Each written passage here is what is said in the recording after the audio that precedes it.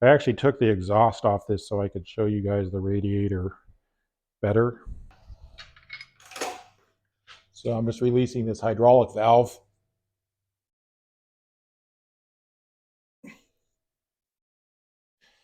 This thing's so balanced on the stand that I can actually just rock it back and forth.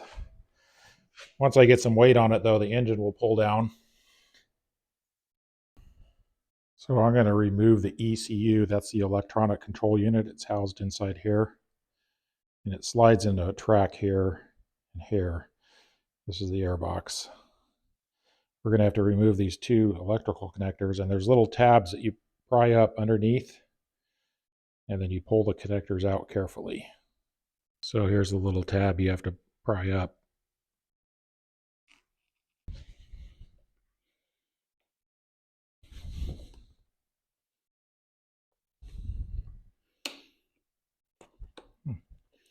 There we go. There's one. Clips under here. There's that one. The other one's being more difficult. It's way out. There we go. That was kind of a pain. I had to be careful. I didn't want to break it. First rule of mechanics is always be patient. Actually, that's probably the second rule. First rule is just take a deep breath. If something doesn't work, go away and come back. So anyway, this wire came out this way, and this one unhooks from under here. The good news is it looks like they can only go back in one way. The right one's less rectangular than the left one. They plug into all those pins there. I'm going to go ahead and clean off some of this dirt before I continue. I like to just squirt a rag with simple green. That way it's easier to clean. Right over to the other side. If you hold it on the spray, it's easier to spray instead of leaving it flat on the bench. I like to put on nitrile gloves too to keep my hands from getting all gross. So before I get anything wet on here, I'm just going to flick this off with a brush. Some of this dry stuff. Try not to get it into the electrical connectors. Now that I got most of the dry stuff off, I like to just squirt it on the end of the brush. This is just simple green, just a little bit. Maybe even wipe it off a hair. That way you just barely get any right where you need it.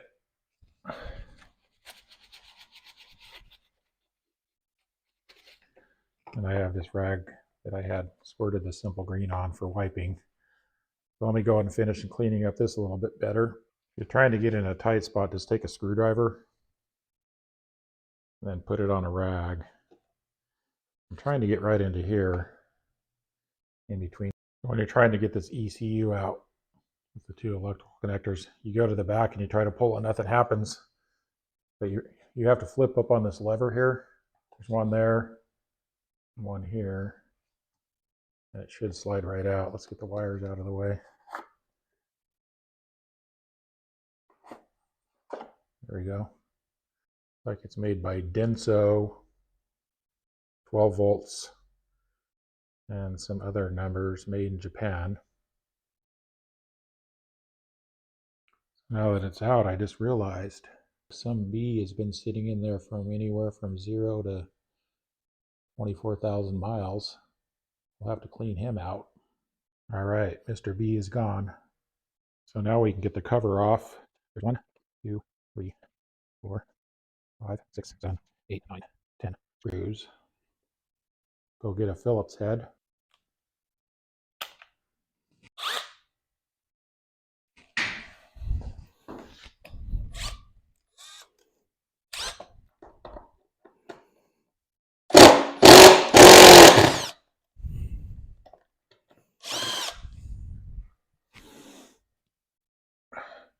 I'm going to add in this extension.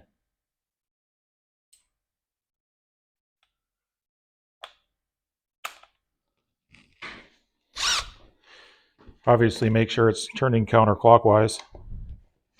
Push down so it doesn't slip out. It's pretty noisy.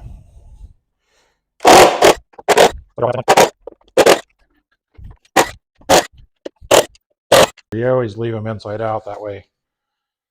I always know the dirty side's on the inside. All right, this should pop off now. All right.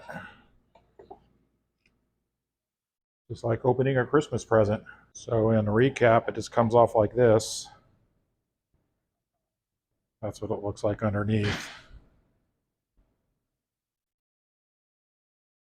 And there's a hole that goes all the way through there.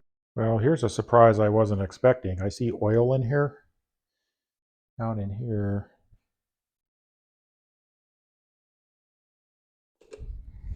And over here, there's some kind of a same thing. I don't know why there would be oil in here. I did buy this used, so I'll have to figure that out. I'm going to wipe it up for now. So I'm a little disconcerted about this oil, but I'm just going to ignore it for now. But I am going to vacuum this out for now.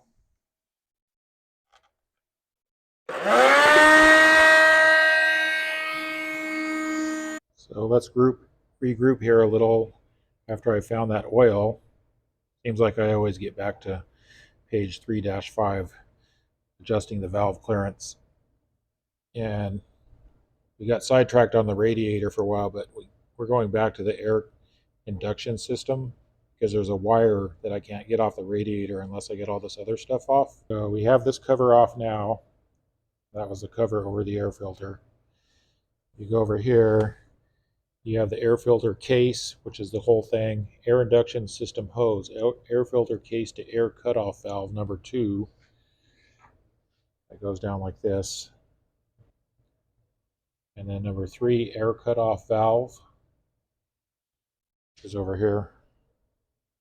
And number 4, air induction system hose, air cutoff valve to reed valve cover. Number 4, right there. Let's go ahead and flip the page. Looks like we won't have to worry about this for a minute, except the air filter case. Refer to general chassis page 4-1. It isn't really page 4-1. I had to find it. So there's adjusting valves, filter case. There we go. That's what we want. We already got the air filter out. We got the cover off. We got the ECU removed. Now we got to go down here and undo these 3 clamps. The rider seat, air scoop fuel tank cover, the fuel tank, the ECU coupler, air filter case cover, air filter element. And then number 5, that's what I just showed you, air filter case joint clamp screw. That's these guys, 3 of those. 6, air induction system hose. And number 7, cylinder head breather hose. So there's 7. And finally, we can get the air filter case off. Then we'll be getting close to those valves, closer. So we're looking for the air induction system hose, and I found it. It's right down here. We're going to have to loosen this clamp. I feel like leaving a tip. I have a link in the description where you can buy me a coffee. I'd probably use the money to pay for the $30 on lights I have coming in, and I have a goal to raise money to get a better computer so I can edit faster and better. And then pull down. Yeah, that was actually easy. So now we're going to loosen, there's 3 of them, air filter case joint screw. Looks like it's just a clamp. It'll be good when I get those new lights in. It should be here next week. There's 1 there, 1 there, and 1 there. There we go. These are some little mini ratchets I bought from Presticycle. The guy that actually designed them for work on bicycles. And you put your different little hex bits in there. So I'm hoping this will fit down in here without a big hassle. But there's 3 of these.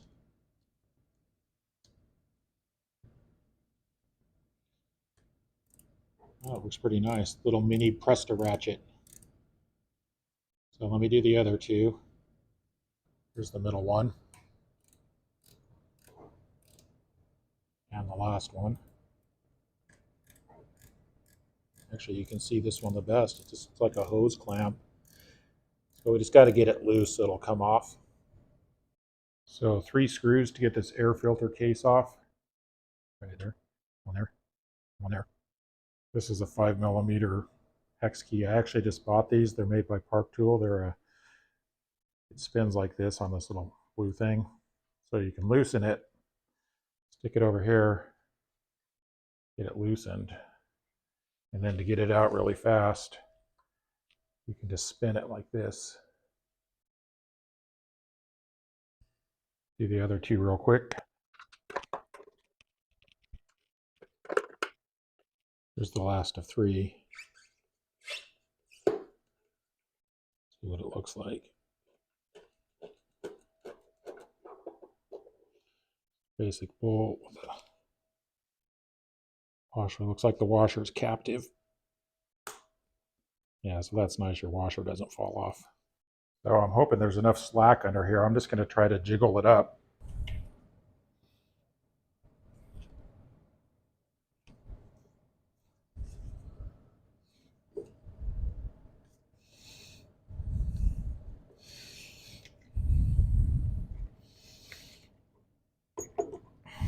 There we go. I just kind of had to jiggle everything up a little. So the air induction system hose right here doesn't look like it has a lot of slack in it. I looked underneath here with a flashlight, and I can see that the cylinder head breather hose seems to have more slack. So if I can get this undone, I should be able to get this whole case off and then do the cylinder head breather hose. Better pause for a minute, get psyched up, have a sip of coffee. Okay, good. It looks like this hose isn't as stuck on as the one coming from the gas tank. Oh, that came off super easy. Look at that. I'm just kind of pulling straight up. That hose is undone. I got the throttle cables out of the way. These three things are undone. These ECU wires kind of out of the way. Just for reference, before you go any further, here's that fuel hose that goes to the tank, the electrical connector that goes to the tank. They're coming around here.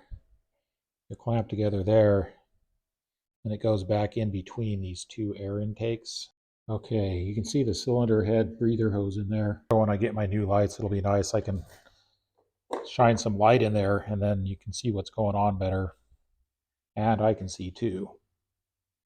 So before I go further, I'm going to put a rag over these air intakes so dirt doesn't fall in there. So actually, now that this comes up here and I'm going to put this rag under here, I might be able to get to that hose easier. There we go. Let's just put this rag here. That keeps the dirt from falling in those air intake holes. And then what's nice is now I can see that hose and I can get it off easier. Here with some pliers, just like the other one.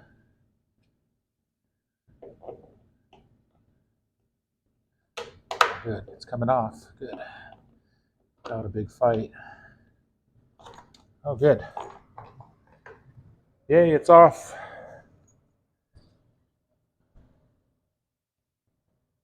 So I have a theory as to where this oil came from. You can see the hole right here.